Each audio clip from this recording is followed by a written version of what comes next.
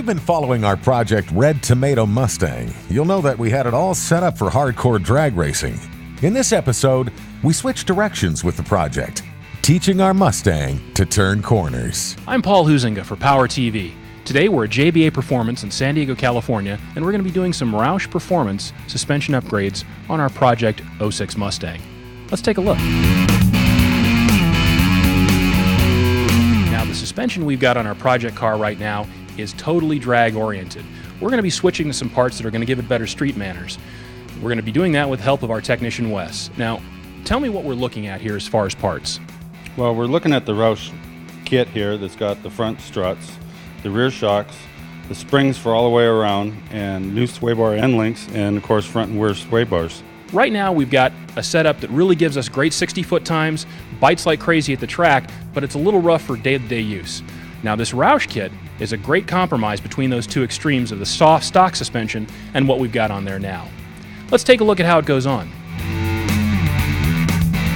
Off came the Bogart wheels and drag radials, along with the drag racing shocks, struts, and coil springs.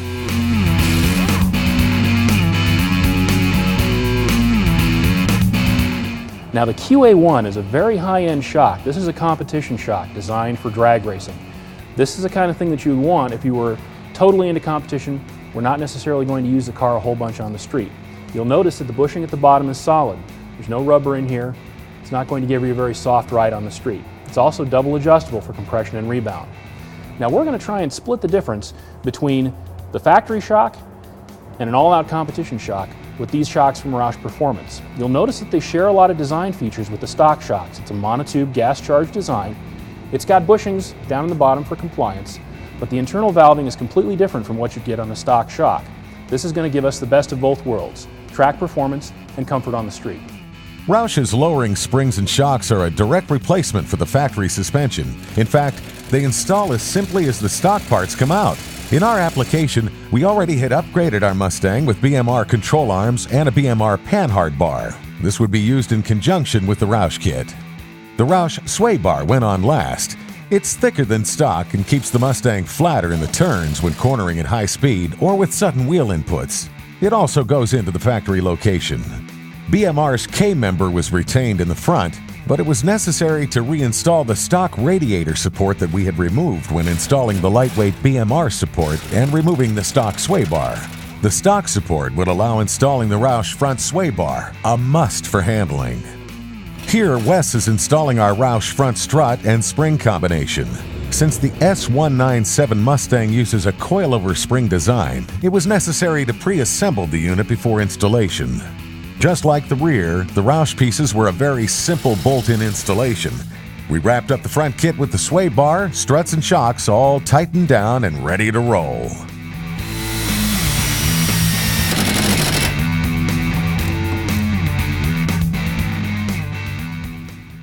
Roush Performance has had a long history in association with the Mustang, going back to the Fox body days. Even today, you can go into your local Ford dealership, get yourself a Roush Prep Mustang.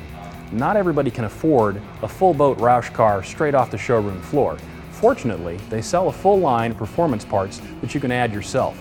Now, we've just finished installing a performance suspension on this car, but Roush also offers a lot of things to make your car go faster as well as handle better. Before we hit the street, we needed to get our Mustang dialed in with some new shoes. Roush provided us with a set of 18x10 Roush Performance front and rear chrome wheels, which are good looking and wider than stock. We wrapped those wheels with Nitto NT 555 tires, 285, 35, 18 all around. The Nitto tires are sticky, yet offer a long road life for all types of Mustang enthusiasts.